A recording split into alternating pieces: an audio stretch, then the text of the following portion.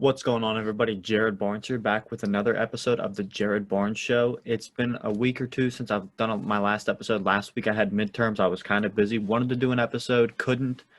And it stunk that I couldn't do one because of all of the NFL news of last week. But I'm going to catch up on some of it today and some of it on a possible episode that I might record.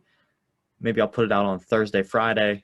But yeah, I'm looking forward to what I get to talk about in today's episode. It's not super long, but it's still going to be intriguing, and I hope you enjoy it. Again, if you like this podcast, make sure to share it with a friend. Tell a friend. Do whatever you can to spread the word. It'll help me. It'll help what I'm trying to build here. And I appreciate every single one of you that listen. You guys mean a lot. Not every episode is absolutely overly fantastic, but I got a pretty good feeling you're going to like today's episode.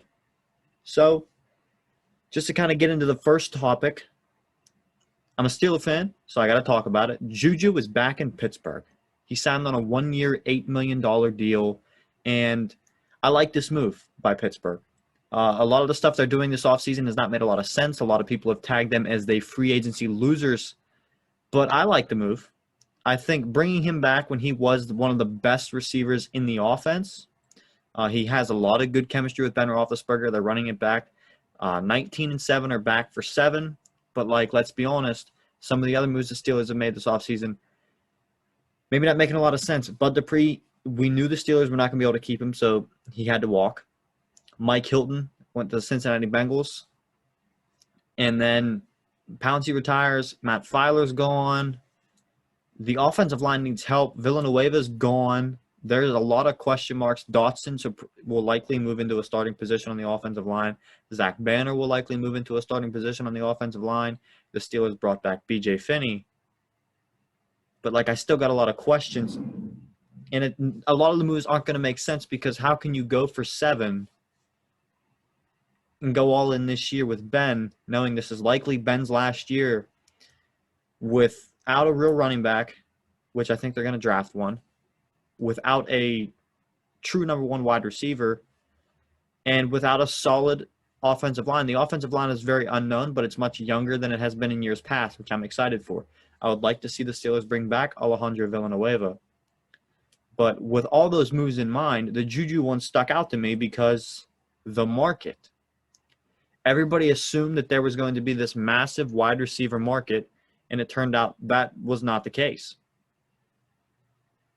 Kenny Golladay just signed a massive deal, but Juju only got a 1-year. He got a couple more offers from other teams like the Ravens, the Chiefs, that were more money, but he chose Pittsburgh.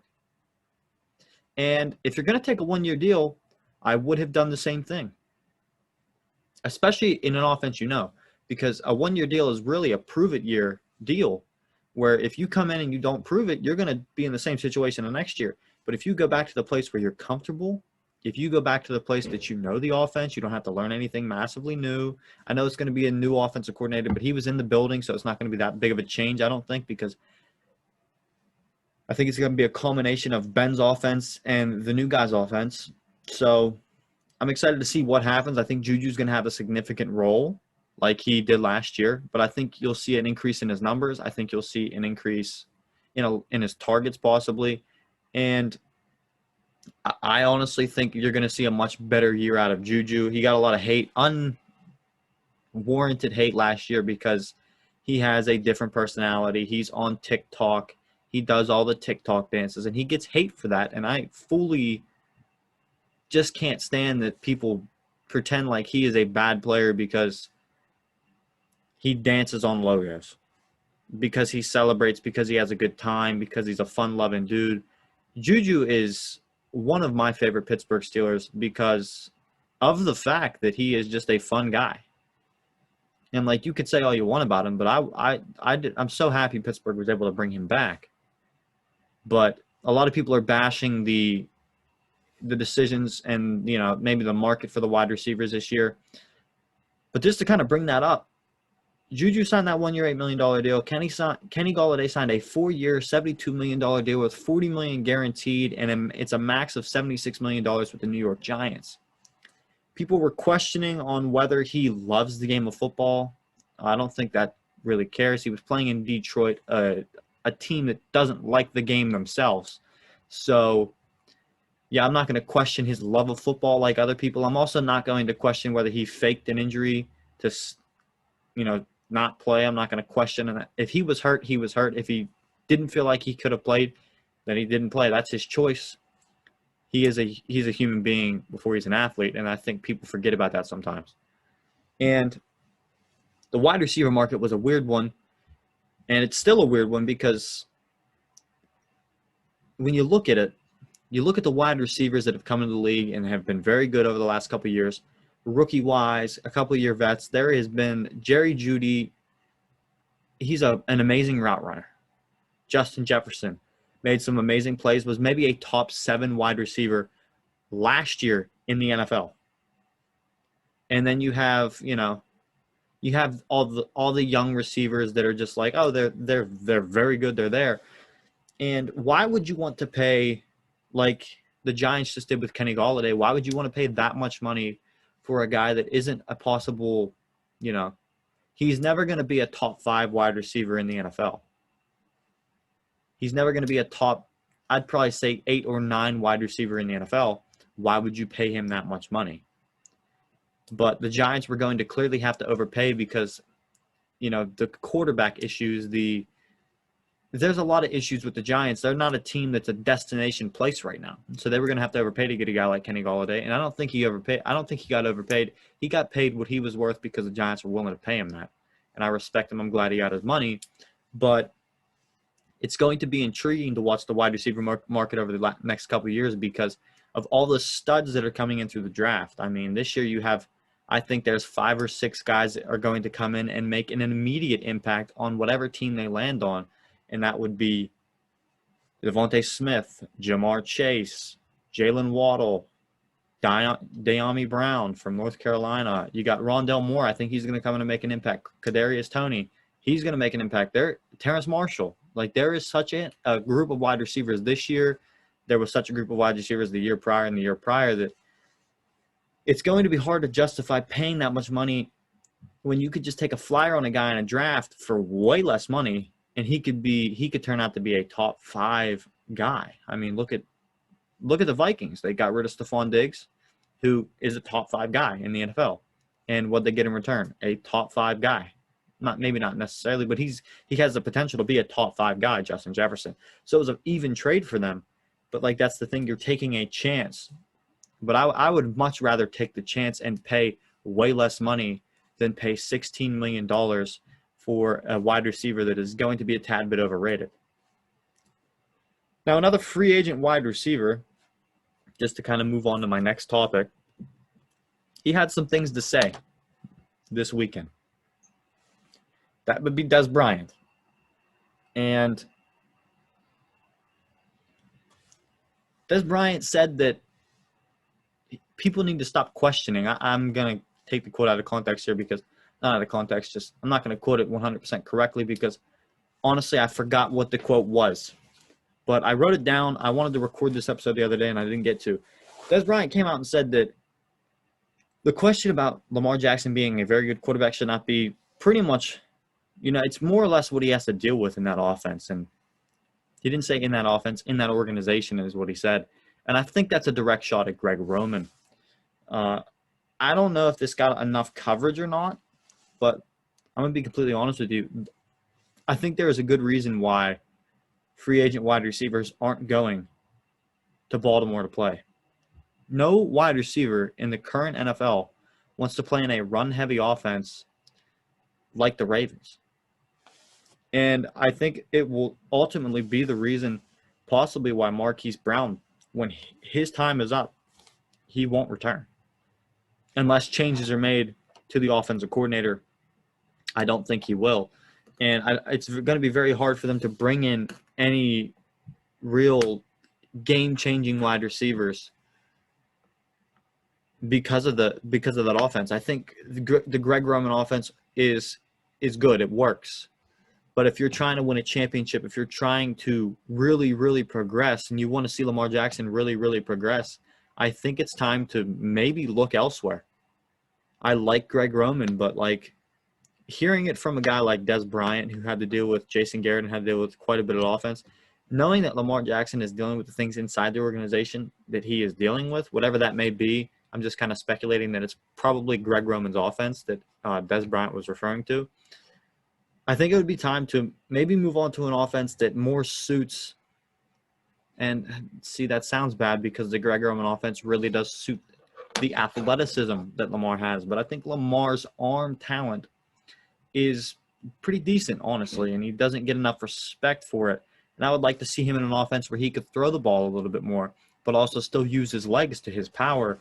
And I just kind of want to see a little bit of change there. It's kind of an interesting thing, but I don't really know too much about it. I would like to take another deeper dive into it maybe and look and possibly try to figure out what he's referring to, but I was intrigued by it.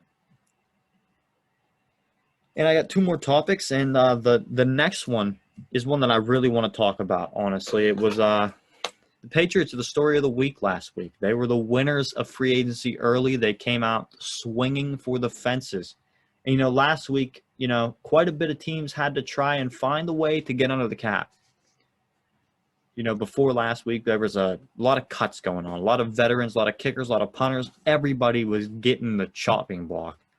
And, a slew of talented players had to be released, which led to free agency this year just being something of it was a very wild ride because things are going on that just don't make any sense to us fans and anybody that really follows it. The voidable years.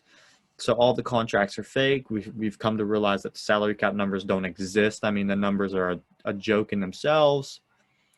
And to be honest, I've pretty much learned nothing over the last week of free agency, and I've been actually more confused and decided I had to take even deeper dives into trying to understand the analytics and the numbers of the stuff. And I was left baffled by some of the moves that I've seen. Not in a good way, not in a bad way. I was just like, wow, I couldn't believe that. Like the Taysom Hill deal with New Orleans Saints, when it was first reported as a 4-year, $140 million deal, I was just like, are you serious? Because that is not a guy that I would want to be building my franchise around. And then it was like, oh, they're all voidable years. It's just a way to push the cap down, and it's really not – they're not even going to really pay him that much. And Jameis is the guy pretty much down there, which is what I wanted to hear. But the Patriots, they were one of the teams that they went all in this year on free agency. And 1 year after somehow, in some way, when they had all the opt-outs, when they had no talent on the team, their best wide receiver being Jacoby Myers, an undrafted free agent, their terrible offensive line, their terrible run game, and their just poor offensive performance from everybody all around, including Cam Newton, they found a way to somehow go 7-9 in a season where Cam Newton, like I said, below average. Everything on that offense was below average. They decided to bring Cam back, that same quarterback. I'm happy that they did that. I am. Because I think Cam deserves a chance to start somewhere in the league. And I'm happy that he gets another year in that system to prove himself and to really show himself off. I think this is a make or break year for Cam. And regardless of what happens, I'm going to be excited to see how that plays out. But Cam re-signed for about $14 million. He's going to have much better weapons around him. Because the Pats started free agency out by signing Juju Smith, who is, in my mind, he was the best available tight end on the market due to his versatility, athleticism, and his playmaking ability. I mean, this is a guy that you could line up in the backfield as the halfback, and then the next play line him up as the wide receiver on the outside, and then the next play line him up at tight end, and he could be your lead blocker. I mean, this is a guy that's going to fit everything that Bill Belichick wants a tight end to do. He is going to be maybe one of the better tight ends that I think, one of the more athletic tight ends that possibly Bill Belichick and the Patriots have ever seen. And that's quite a lot, just because when you think of tight ends and Patriots, you think Rob Gronkowski, you think Aaron Hernandez, and that duo was insane. And then the Pats added even more offensive firepower. The same day they signed Juju Smith, they signed Nelson Aguilar, who is a deep threat. He's a burner. He's going to fit well on an offense because that's kind of something they were missing last year. They didn't have somebody that could take it over the top. And hey, if Cam's got an arm on him, if Cam can get it deep to somebody, it's not that he's the most accurate, but it'll spread the offense. It'll like open everything wide open, because just in any offense, if you can throw it deep, it's going to keep the safeties. You're going to have to keep the safeties honest. And if you can, if you can slightly run the ball, it's the Patriots proved last year. They can do that with Cam at quarterback and the running backs they have in Damian Harris and Sonny Michel. So I think they're going to be okay there. And then not only that, but they brought in Kendrick Bourne on a 3-year deal. And I really like that move. I think Kendrick Bourne is a very underrated receiver who doesn't get really any respect, because he was playing in a system that isn't meant for, wasn't really built, I think, for him. I think the San Francisco offense, you have to be a much more physical wide receiver, because they do like to run the ball. I think he's a very, very good wide receiver, and you're going to finally get to see that now that he's out of San Francisco and playing elsewhere. And, I was just honestly blown away by all of just these 3 moves in themselves. I was like, okay, the Patriots were like, hey, we're going to give Cam some weapons. And then, I was just honestly shocked that Bill Belichick was spending the money the way he was just to start the negotiation period, which was Monday of last week. And then, I thought after those signings that the Pats might slow down a little bit. I was like, okay, there's no way they have any more money, right? Nope. And then they add Matthew Judon as a pass rusher. And I was like, well, okay, good move, because Judon's so good. And, he's an absolute stud for the Ravens the last couple of years. I saw him a lot. I'm a Steelers fan, like I mentioned earlier. And I was like, okay, they're done now, right? And they weren't. Signed Hunter Henry the next day. They brought Kyle Van Noy back. They made a lot of moves. And it should not come as shocking. The Patriots went all in for the last 5 years when Tom Brady was there. And they won, 3 Super Bowls? Good for them. They did it. They went all in. Bill Belichick even mentioned that himself. They went all in. And, last year they didn't have any money. They were cap strapped. And now this year, coming into the weird offseason where it was like, oh, the cap's going down, nobody has any money to spend, Bill Belichick continues to play chess while everybody else plays checkers. He spends all the money. All the money. We should have saw this move coming 6-7 months ago. It just makes the most sense. And, I'm still kind of at a loss for words at how much I think of an upgrade the Patriots just did to their roster. I mean, I'm just going to go through all the moves again real quick. Johnny Smith, Hunter Henry, Nelson Aguilar, Kendrick Bourne. Oh, they also signed Jalen Mills to play defensive back, and then Patrick Chung retired, so it was like, okay, great. They brought this guy back. Kyle Van Noy, Henry Anderson, Montravius Adams, centers Ted Karras and David Andrews. And they also placed a second-round tender on cornerback J.C. Jackson. And that's a big move right there in itself, because Jalen Mills is a DB. He can play safety or corner for you if you need him to. And I think maybe they might need him at corner because, even though they made all these moves in this offseason, and it was a lot of moves, especially for the Patriots, are normally a pretty quiet team. It feels like Bill is ready to go in and make an even bigger move.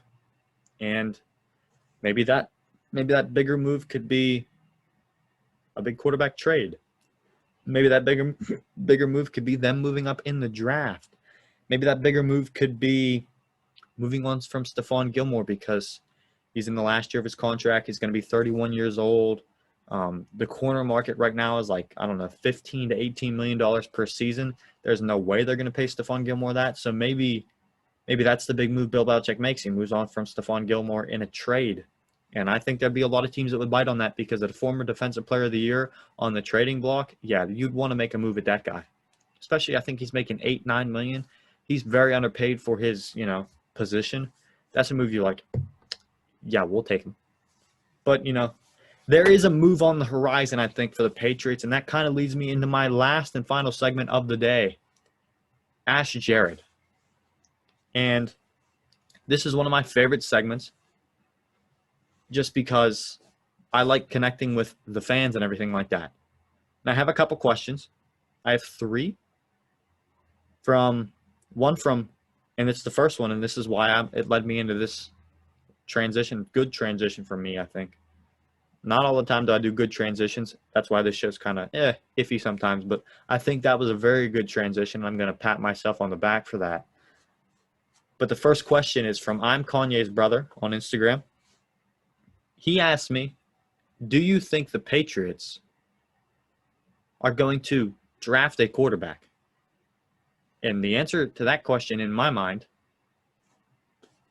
I think so. I think that's the big move that the Patriots are going to make. I think they're going to make a trade. I think they're going to trade up in the draft. And a lot of people have said, oh, they're going to take Mac Jones because he could be the next Tom Brady for the Patriots. I don't think that. Bill Belichick, it felt like for years he's been kind of in love with the idea of a running quarterback. He brought in Cam and he thought he was going to have that, and he kind of did, but then he didn't. I think he wants an athlete playing quarterback, not a guy that can just throw the ball. Bill Belichick, he's connected. You go back to his early connections in football. What is he connected to? He's connected to Navy football. He just knows how to run the ball. That's in his blood. And I think he wants, because he saw the game kind of transition back into we have these athletes playing quarterback that are very good quarterbacks that can actually throw the ball. I could have a guy like that. And he was just like, okay, I kind of want to do that. And I think that's where the divide between Brady and Belichick started to come into play, and that's why it didn't work out. That's why Brady's elsewhere. And I think the Patriots are going to trade up, and I think they're going to take Justin Fields. I don't know if they will or not. I kind of take that back. I said it like I know they're going to. That's kind of what I would like to see them do. I'm intrigued. It's going to be very, very entertaining to watch over the next couple, because, reports are coming out that they're interested in Justin Fields. I think you draft a guy, you maybe sit him behind Cam this year. If Cam struggles a bit and it proves that Cam is not a great quarterback anymore, which he definitely could be. He could definitely be a bad quarterback now. And if that proves to be true, you'll have the guy waiting in the wings ready to take over the franchise, because the next guy up is not Jarrett Stidham. And I think they have to draft a guy. I really think they do. Now, speaking of a quarterback in the NFL that is possibly on the trading block or possibly not, I do have another question, and this is something that I knew I was probably going to have to address at some point, but, it's a tough thing to address. This question is from @LoganVernon99 on Instagram. Shout out to you for the question, man. I appreciate you. Thanks for being a fan of the show, being a fan of the product. Respect, but this is a tough question. He asked me, what do I think of the Deshaun Watson allegations? And I have this to say about it. And this is pretty much all I'm going to say. If the allegations are true, I hope justice is served. But if they are false, I hope it is just as loud as it. I hope that the narrative, if it's false, that the narrative doesn't just go under the radar. I hope it is just as loud as it is right now being reported. Because if these are false allegations, I want it to be just as loud, because you can't be having stuff like that go on in the world today. Now, if they are true, I want to see justice served. I do not want to see somebody getting away with possibly taking advantage of women and taking advantage of the platform they have to degrade women and sexually assault women in any type of way. But if the allegations are false, I want it to be just as loud the other direction. Deshaun Watson is a guy that I've kind of looked up to, because he's a guy of high character, or so, you've thought for years that he is. And this is something that when the news broke, I was like, wow. This is, I hope this isn't true, because this is going to change the way I've ever thought about Deshaun Watson. And as of right now, I've just kind of stayed away from it and just kind of watched from afar. But it's going to be definitely interesting to see how this plays out, and whether or not these allegations are true or not. You're innocent until proven guilty. So it's going to be interesting to see for sure. Yeah, I don't like addressing serious topics on this show.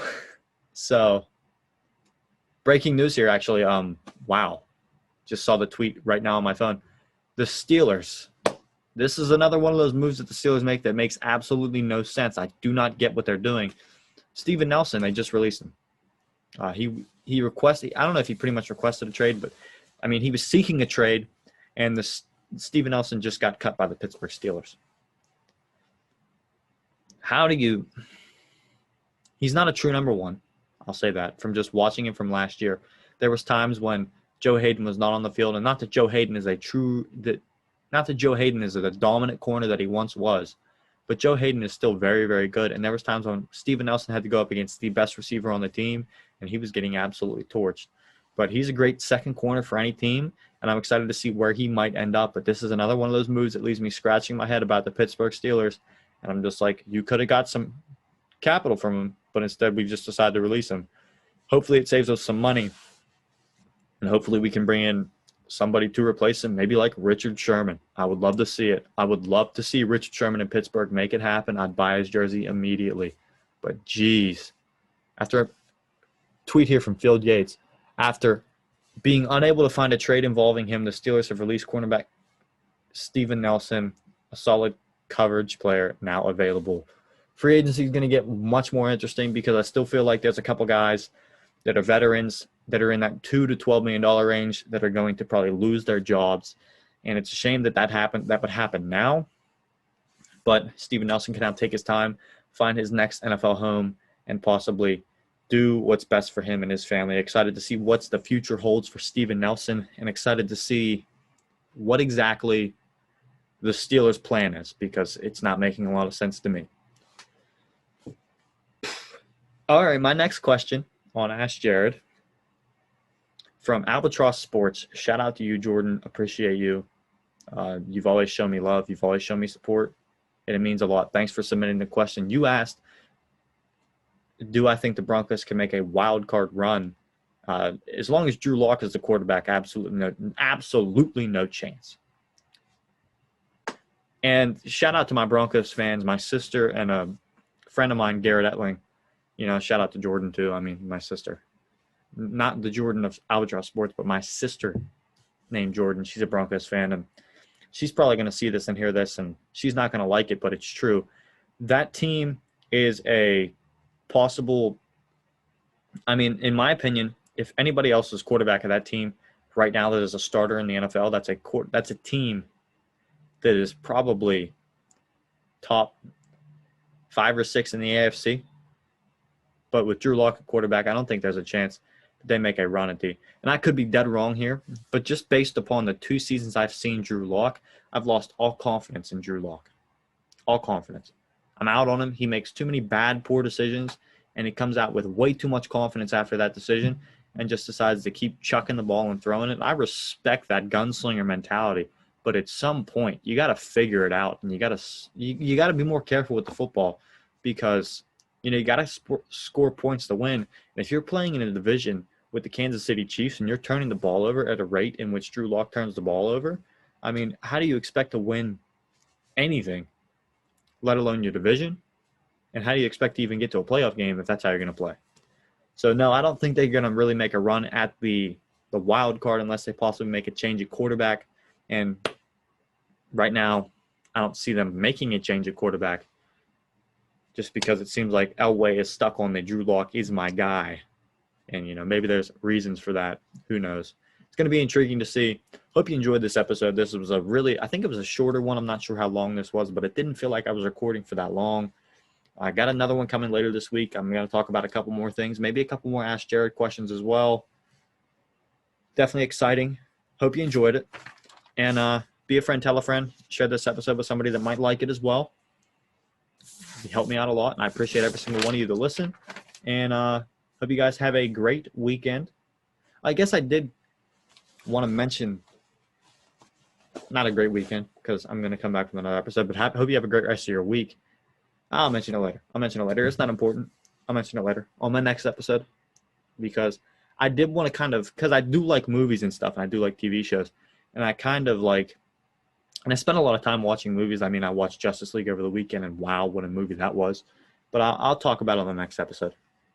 We'll just kind of tease it at that. Have a good one. Appreciate you. Peace out.